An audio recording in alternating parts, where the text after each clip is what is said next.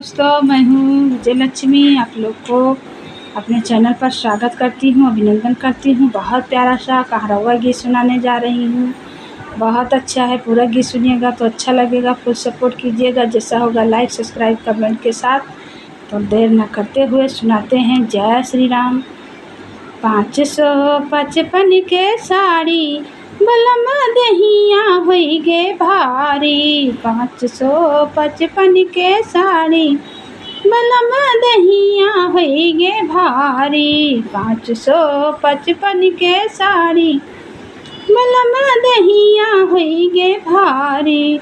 हमरे ससुर जी के ऊँची महलिया, हमरे ससुर जी के ऊँची महलिया। सड़िया पहिरी हम चढ़ली अटरिया, सड़िया पहिरी हम चढ़ली अटरिया। चढ़ते मासा की गईले साड़ी बलमा दहिया होई गे भारी। चढ़ते मासा की गईले साड़ी बलमा दहिया होई गे भारी। 555 के साड़ी बलमा दहिया होई गे भारी। 555 के साड़ी बलमा दहिया होई गे भारी। हमरे जी 8 जी के ऊँची महलिया, हमरे जी 8 जी के ऊँची महलिया। सड़िया पहिरी हम चढ़ली अटरिया, सड़िया पहिरी हम चढ़ली अटरिया। सड़िया पहिरी हम चढ़ली अटरिया। चढ़ते मासक गईले साड़ी बलमा दहिया होई गे भारी। चढ़ते मासक गईले साड़ी बलमा दहिया होई गे भारी।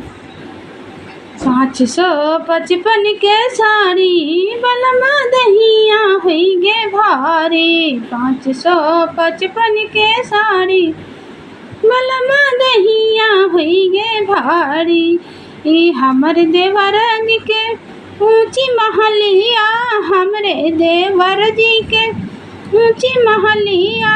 सड़िया पहिरी हम गईली महलिया, सड़िया पहिरी हम गईली महलिया। चढ़ते मासक गईले साड़ी बलमा दहिया होई गे भारी। 555 के साड़ी बलमा दहिया होई गे भारी। हमरे बलमा जी के ऊँची अटरिया, हमरे बलमा जी के ऊँची अटरिया।